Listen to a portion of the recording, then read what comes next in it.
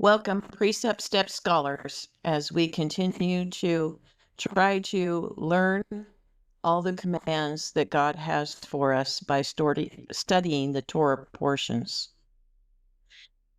This Torah portion is named Toldot, which is a Hebrew word that means generations or families, and it primarily addresses the birth and the maturity of two sons of Isaac.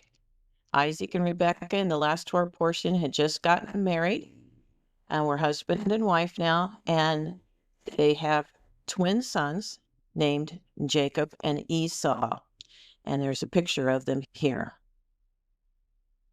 Similar to Sarah, remember the story of Sarah? She had trouble getting pregnant, and Rebekah here, or Rivka, is having the same problem. They've been married for quite some time now and still no child. So it says that Isaac or Isaac prayed to Adonai on the behalf of his wife because she was childless. And Adonai listened to his prayer. Adonai heeded his prayer, and Rivka or Rebekah became pregnant. But the pregnancy didn't go all that great. The children were very active in living inside of Rebekah, and it says they fought with each other so much that she said, if it's going to be like this, why go on living? I'm guessing it must have been painful. And so she decided that she would go and ask Yahweh why she was having so much trouble. And this is what Yahweh said to her. There are two nations in your womb. From birth, they will be two rival peoples. From birth, they will be two rival peoples. God's telling Rivka already, these boys are not going to be best buddies. Okay? They're not going to get along very well. And one of these peoples will be stronger than the other. So one of the boys is going to win out, and the older will serve the younger. This is not the way this culture usually works. In this culture, the firstborn son was expected to be the head of the family after the passing of the father. He would inherit the father's estate, and he would inherit all the authority and all the power of the father. And then it was his responsibility to care for the family from that point on. That's how that culture worked. The idea that a younger son would have that authority and power and wealth did not fit in with this culture. When the time came for Rivka to give birth, there were in fact twins in her womb. She gave birth to two babies. And it says the first came out, was reddish and covered all over with hair like a coat, so that they named him Esau. And this is what it looks like in Hebrew, Esau, Ayin, Shin, Vav. And it literally means hairy or covered with hair, coat of hair. Okay. The second child, when his brother emerged with his hand holding Esau's heel, so he was called Yaakov or Jacob. And there it is in Hebrew, Yaakov. And it literally means heel or heel grabber. So already we got, very, very different babies here. So let's take a look at where Abraham's family is now. As it is, Toldot is generations, so we need to look at grandpa and dad, and let's see where we are here. So in Genesis 25:20, it says that Yitzhak was 40 years old when Rivka became his wife. right? So if we do the math, we know that Abraham was 100 years old when Yitzhak was born. So if Yitzhak is 40, Abraham is now 140. And then in 25:26, when Jacob and Esau were born, it says Yitzhak was 60 years old when she bore them. So Abraham is now 160. We are told in Genesis 25:7 that Abraham lived to be 175 years old. So what does this mean? This means that when Abraham died, Yitzhak was 75 years old, and Harry and Jacob and Esau were 15 years old when Abraham dies. So get a picture in your head of what this family looks like. The twins, Jacob and Esau, are now teenagers, what we would call teenagers. And they have personalities and likes and dislikes, and they have become their own person.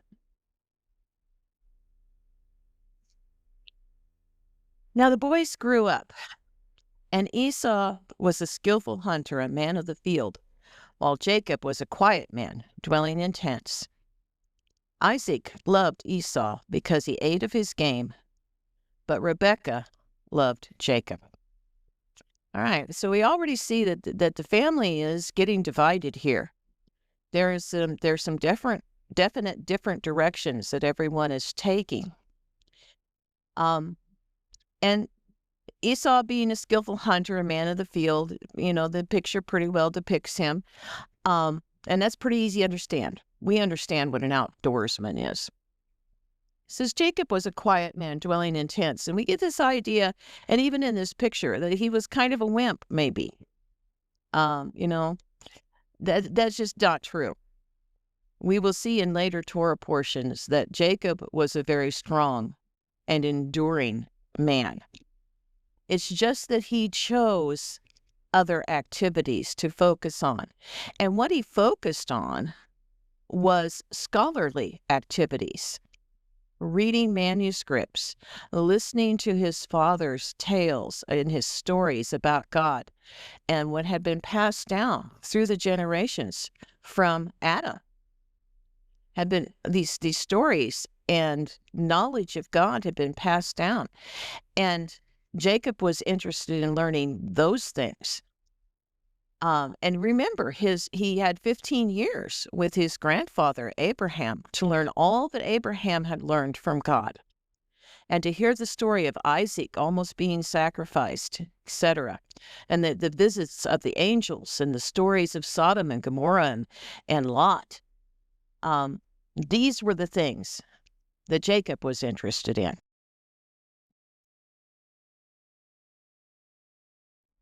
It is thought, according to the culture, what we know about the culture of the time, that when Abraham died, one of the things that would have happened was the firstborn would have been responsible for making a special soup for the funeral meal, and that was a lentil stew.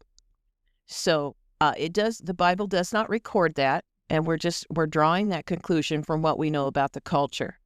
But for whatever reason, Jacob had made a lentil stew. And it was cooking and it smelled really good. And Esau came in from the field, hunting or whatever his activity was of the day. And he was hungry and he wanted something to eat. And he said to Jacob, "Give me some of the stew." And Jacob says, "You want stew? Go make it yourself." Now, the Bible does not record that. That's my supposition from observing how brothers talk to each other usually. But what the Bible does record is that Jacob said, "If you want some of the stew, you're going to have to give me something in exchange." And Esau was like, "What?" And he said, "I want your birthright." And Esau agreed. Surprisingly, Esau agreed. And he sold his birthright to Jacob for food. And the Bible does record, then Jacob gave him bread and lentil stew, and he ate and drank and got up and went on his way. Thus Esau showed how little he valued his birthright. He sold his birthright to Jacob for a bowl of soup. Now, I want you to remember this word birthright, because we're going to talk about what that means here in just a little bit. At some later point, the Bible records that Isaac begins to feel his age. In fact, he becomes partially blind as he ages. So he's getting up in years. And he calls his son Esau to him, and he says, I want to bless you as the firstborn before I die. So you go out in the field and get me some game, and you fix it up really, really, really good. You know the way I like it. And after I have eaten what you bring me, I will give you the blessing of the firstborn. Now, the Bible records in Genesis 27:5 that Rivkah was listening when Yitzhak spoke to his son Esau. She heard what Isaac said. And she remembered, we're guessing, but it seems likely, that she remembered what Yahweh had said to her about these two boys, that the older would serve the younger. And she's like, this is not right. And so she went to Jacob, and she said, Jacob, your father's going to bless Esau as the firstborn. This is what you need to do. While Esau is out hunting game, we're gonna kill a goat, and I'm gonna make this meal like your father likes, and you're going to take it into him, and you're going to pretend you're Esau. And Jacob's like, no, I don't think so.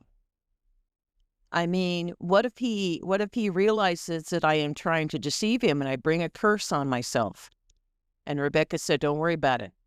If there's a curse, it will be on me. You do as I say.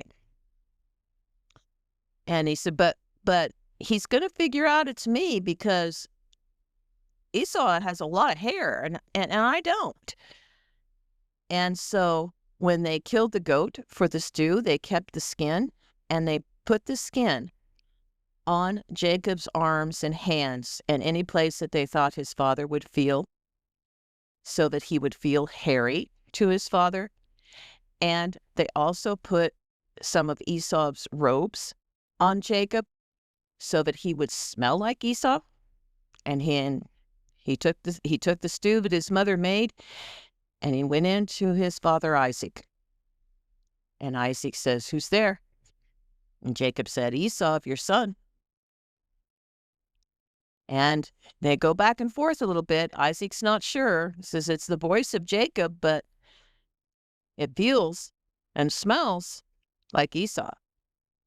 It must be Esau. And so he eats the meal. And then he blesses Jacob. And Jacob barely gets out of there and away before Esau shows up. And it's discovered. Isaac and Esau discover that Jacob has deceived Isaac.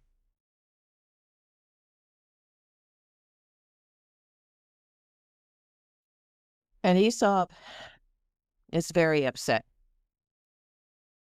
And he says, because Jacob, has supplanted me these two times, he took away my birthright, and here now he has taken away my blessing. So he's referring back to the incident of the stew where he sold his birthright. Jacob didn't take anything from him. Esau agreed to the deal. But he's angry, so he makes it sound as bad as possible. We often do that, don't we? He took away my birthright, and now he has taken away my blessing. What's easy to miss in this passage when we're reading it is that these are two entirely different things. Let's think about this a little bit. There is the right of the firstborn, which is the blessing. And then there is the birthright, or legacy. Let's look at the difference between these two things.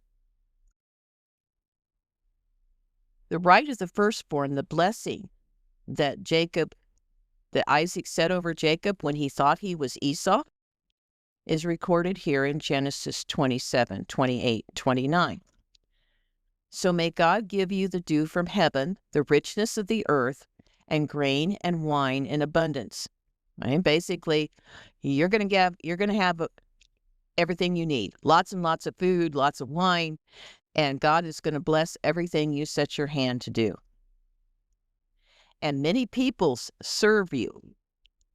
May peoples serve you, and nations bow down to you. May you be lord over your kinsmen. Let your mother's descendants, your brothers, bow down to you. Cursed be everyone who curses you, and blessed be everyone who blesses you. So, this is all about authority, power. This is about taking the rightful place of the firstborn. When Isaac passes, you become the head of the family. Now, what about the birthright? What's that about? Because that seems like it would be the same thing. It wouldn't be the firstborn son would be their birthright. No, it's something different. This is a blessing that Isaac says over Joseph sometime later. It's in Genesis 28, verses 3 and 4. May El Shaddai bless you, make you fruitful, and increase your descendants until they become a whole assembly of peoples. And may he give you the blessing which he gave Abraham, you and your descendants with you, so that you will possess the land you will travel through, the land God gave to Abraham. You see, these are two very different things. One, the right of the firstborn, is all about stuff. It's about the money. It's about the wealth. It's about the power. It's about the authority. This is the blessing that Esau wanted very much. Okay. The birthright is about the family tree. The birthright is about Toldot. It's about the generations. This blessing is about the covenant that God made with Abraham, and then he made again with Isaac, that they would be a great nation and that they would inherit the land. This is the birthright. This is the legacy. This is the thing that Esau despised. Remember a couple of slides ago? It says he sold his birthright for a bowl of soup and therefore despised his birthright. He didn't care about it at all. Esau wasn't interested in God's plan. Esau wasn't interested in the covenant of Abraham. He just wanted to be in charge. He wanted the money. He wanted the authority. He wanted the power. But he didn't care anything about the responsibility of the covenant. So Esau is very angry that he's lost his place as the successor of his father's estate. And he decides that the only thing there is to do to rectify this situation is to kill his brother Jacob. And he comforts himself by saying, when my father passes away, I will kill Jacob, and then I will be in charge. Well, it comes to Rebekah's attention that this is what Esau is saying, and she wants to protect Jacob. So she goes to Isaac and she says, Esau married these Canaanite women, and they're driving me crazy. If Jacob marries a Canaanite woman, my life is worthless. I just don't even want to see what's going to happen then. And so Isaac agrees, and he calls Jacob to him, and he blesses him, the blessing that we just read about, the blessing of the legacy, the birthright blessing. And he says, you must not take a wife from Canaan. Remember, Abraham said the same thing about Isaac. He says, Isaac must not marry a Canaanite woman. That doesn't work with God's covenant. That doesn't work with God's plan. And so he's like, yeah, Jacob can't marry a Canaanite woman either. He needs to go back to where Rebekah was from. Okay? Arise, go to Paddan Aram, to the house of Bethuel, your mother's father. So go to Grandpa's house and take as your wife from there one of the daughters of Laban, your mother's brother. And so this Torah portion closes by Jacob leaving his home, basically running for his life from his brother Esau, and going and seeking a wife that God would approve of.